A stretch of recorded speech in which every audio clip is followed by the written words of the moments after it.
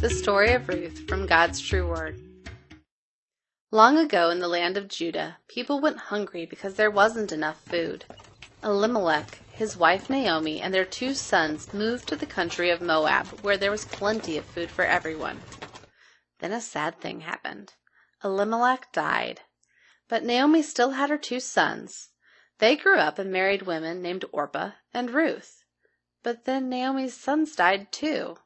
Naomi and her daughters-in-law were left all alone. How sad.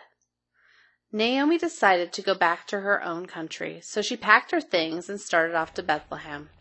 Ruth and Orpah said, "We'll go with you." Naomi shook her head. "Your mothers live here, and I have no way to care for you. Stay here with your families in Moab." So Orpah decided to stay. But Ruth loved Naomi and couldn't say goodbye. "Where you go, I will go. I want to live with your family and serve your God," she insisted. So Ruth and Naomi started off on a long trip to Bethlehem together. Ruth and Naomi arrived in Bethlehem just in time for the grain harvest.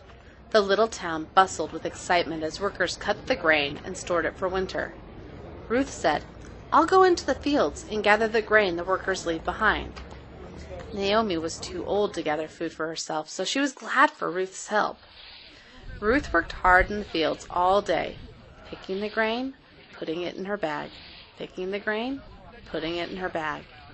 That night, Ruth and Naomi had plenty to eat. God watched over Ruth as she picked the grain, but someone else was watching Ruth too. A rich man named Boaz owned the fields where Ruth was working. When Boaz saw Ruth, he asked his workers, "Who is that girl?"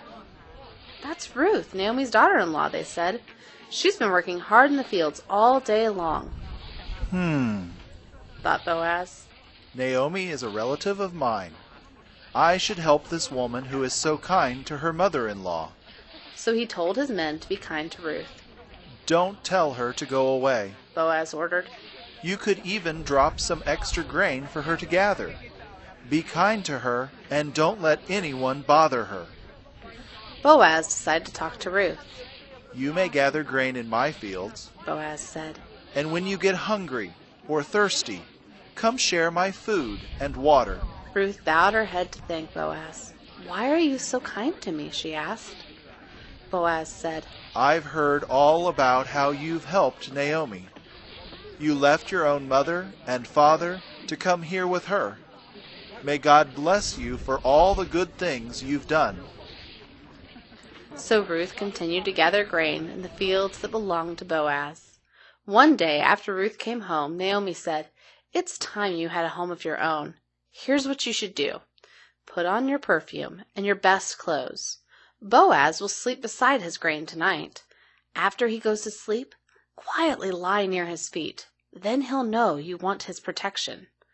Ruth nodded and answered, "I'll do everything you say." That night, Ruth did just what Naomi told her. After Boaz fell asleep, she tiptoed toward him and lay down by his feet.